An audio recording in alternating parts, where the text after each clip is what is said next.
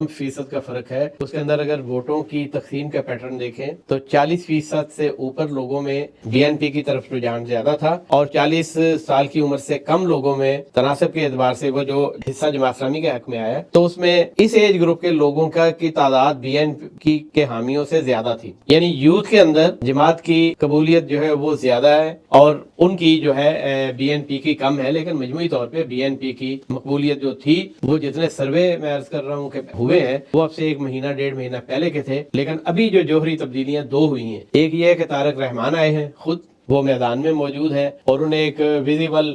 Second leadership کے طور پہ لوگ ذہنوں کے اندر ایک ہیولا بنا رہے ہیں. لیکن دوسرا اس کے ساتھ یہ کہ اس کے ساتھ یہی طلبہ تنظیم گئی تھی اور اس کے بعد اسے چھوڑ کے آئی ہے اور جماعت کی طرف لوگ جو آئے ہیں اس کے نتیجے میں پچھلے 1 ہفتے کے اندر یہ دونوں فرق پڑے ہیں, طارق کا آنا بھی اور ان لوگوں کا جماعت اسلامی کی طرف آنا بھی. تو یہ چیزیں جو ہیں یہ کسی غیر معمولی نتیجے کے بارے میں ہم پریڈکٹ نہیں کر سکتے اور جماعت اس معاملے میں بہت ریئلسٹک ہے. ان کے لوگوں سے یہ ہے کہ وہ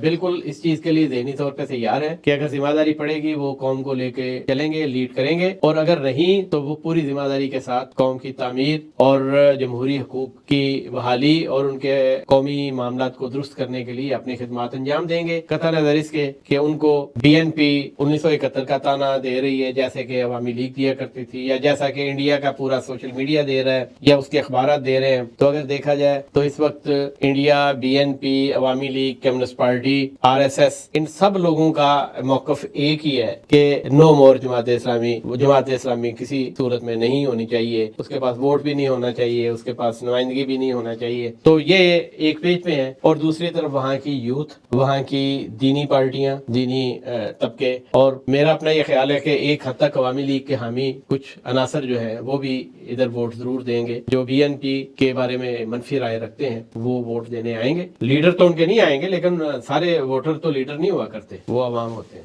بہت بہت شکریہ سلیم منصور خالد صاحب, آپ نے بڑی فصاحت کے ساتھ وضاحت کی کہ کس طرح سے وہاں کا سیاسی منظرنامہ ہر گزرتے دن کے ساتھ تبدیل بھی ہو رہا ہے اور ہمیں نئی چیزیں بھی دیکھنے کو مل رہی ہیں. اور اس انتخاب کے نتائج اگر یہ جماعت اسلامی اور این سی پی کے حق میں جاتے ہیں تو یقینی طور پر بہت بڑا سیٹ بیک ہوگا بھارت کے لیے, جو اس نے اتنے سالوں کی انویسٹمنٹ کی وہاں پر, اور عوامی لیگ نے جو اتنا زیادہ سیٹ اپ کر کے رکھا تھا, اتنے سالوں تک متواتر ان کی حکومت تھی مرکز میں. ظاہر ہے بہت زیادہ اثر عوامی لیگ کا اور بھارت کا, وہاں کی بیوروکریسی, وہاں کی اسٹیبلشمنٹ اور بہت سارے اداروں پر بہت بڑا اثر ان کا ابھی بھی ٹیکنوکریسی پر بھی وہاں کی ہوگا. یہ تھے بنگلہ دیش کے حالات حاضرہ اور یہ تھی وہاں کی تمام تر صورتحال. آپ سے ملاقات ہوتی ہے جلد کسی اور اپڈیٹ کے ساتھ. اپنا خیال رکھیے گا.